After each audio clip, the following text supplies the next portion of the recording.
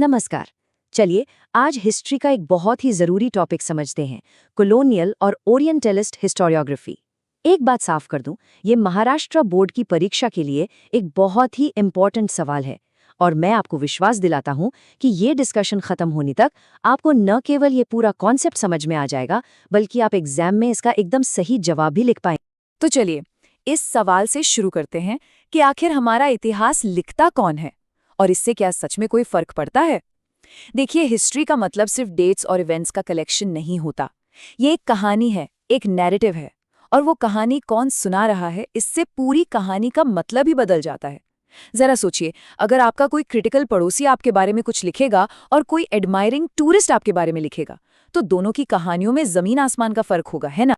बस ठीक यही एनालॉजी ब्रिटिश एरा में हिस्ट्री लिखने के दो मेन स्कूल्स ऑफ थॉट पर लागू होती है। एक तरफ थे क्रिटिकल नेबर वाले लोग और दूसरी तरफ थे एडमायरिंग टूरिस्ट वाले लोग। चलिए अब इसको और गहराई से समझते हैं।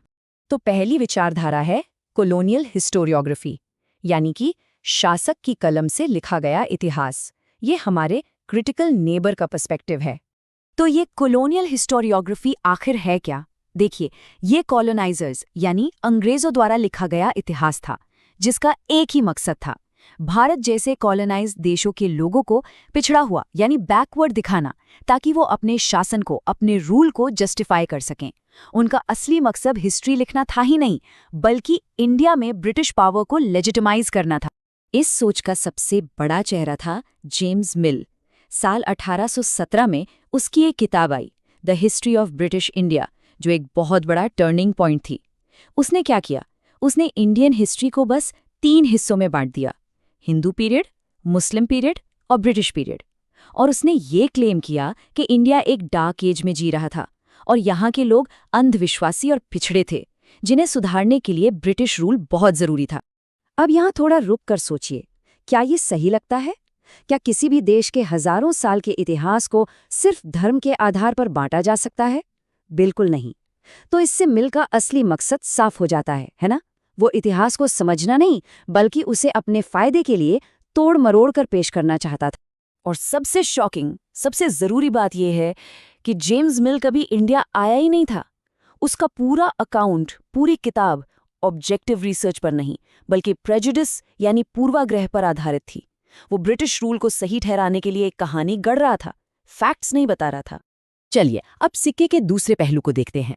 अब बात करते हैं दूसरी विचारधारा की, ओरिएंटलिस्ट हिस्टोरियोग्राफी की। ये स्कॉलर्स का नजरिया था और इनका मकसद बिल्कुल अलग था, जिज्ञासा और सम्मान। ओरिएंटलिज्म का मतलब है वेस्टर्न स्कॉलर्स द्वारा ओरिएंट यानी ईस्ट का अध्ययन करना, लेकिन क्यूरियोसिटी और रिस्पेक्ट के साथ। कॉलोनियल राइटर्स के बिल्कुल ऑपोजिट। इन स्कॉलर्स को इंडिया की एंशिएंट कल्चर, इसके ग्रंथों और भाषाओं में बहुत गहराई और वैल्यू नजर आई। इन स्कॉलर्स ने लिंग्विस्टिक्स यानी भाषा विज्ञान में एक कमाल का काम किया। उन्होंने कुछ बहुत ही फैसिनेटिंग खोजा। उन्होंने संस्कृत, ग्रीक और लैटिन जैसी पुरानी भाषाओं के बीच की सिमिलैरिटीज को पहचाना। और इसी रिसर्च का नतीजा था Indo European family of languages का थियोरी। इस थियोरी ने यूरोप और इंडिया की एंशिएंट कल्चर्स को एक दूसरे से जोड़ दिया। और ओरिएंटलिस्ट्स में जो सबसे बड़ा नाम है वो है फ्रेडरिक मैक्स मुलर का। उनका काम बहुत ही मॉन्यूमेंटल था।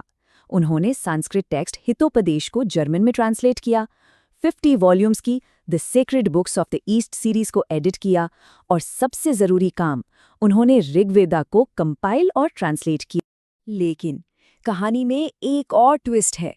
यहाँ एक और बात सोचने वाली है। मैक्स मुलर ने हमारे ग्रंथों की बहुत तारीफ की, लेकिन उनके नजरिए में भी एक हल्का सा कॉलोनियल एंगल था। फॉर एग्जाम्पल, उनकी आर्यन थ्योरी ये कहती थी कि आर्यंस बाहर से इंडिया आए थे। अब ये भी तो इंडियन हिस्ट्री की एक वेस्टर्न इंटरप्रिटेशन ही थी, जिसे बाद में काफी चैलेंज किया गया। अच्छा, अब इन दोनों विचारधाराओं के बीच के फर्क को एकदम क्रिस्टल क्लियर करने के लिए चलिए एक फाइनल कंपैरिजन करते हैं। ये आपको एग्जाम के लिए इसे याद रखने में बहुत मदद करेगा। तो आप ऐसा सोच सकते हैं कि जेम्स मिल जैसे कॉलोनियल राइटर एक सख्त जज की तरह थे, जो अपना फैसला पहले ही सुना चुके थे कि इंडिया पिछड़ा हुआ है।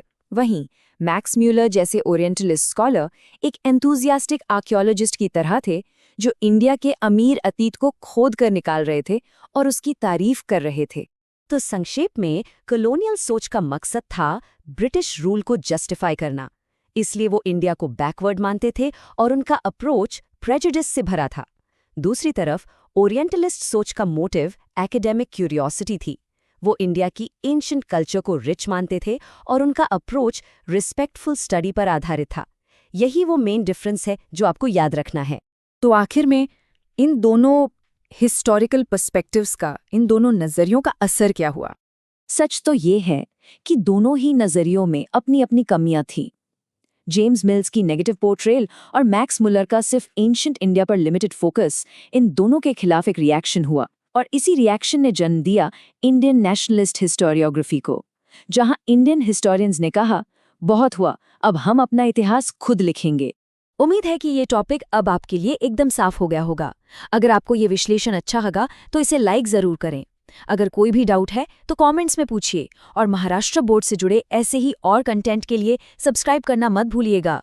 आपकी पढ़ाई के लिए शुभकामनाएं।